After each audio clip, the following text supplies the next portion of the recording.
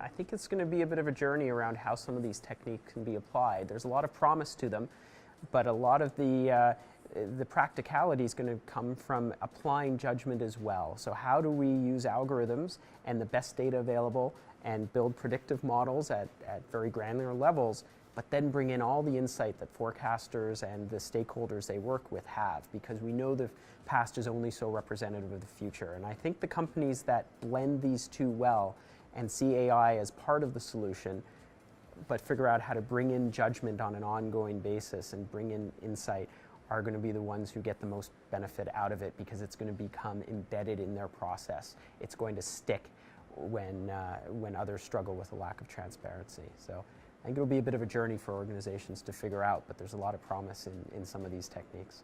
I think embedding is going to be a real challenge, right? I think about the way that we roll out these new platforms or these new approaches.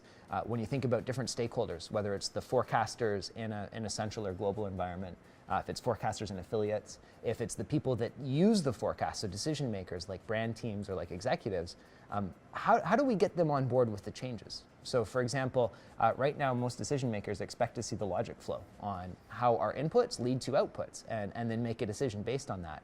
Some of these techniques might not have that.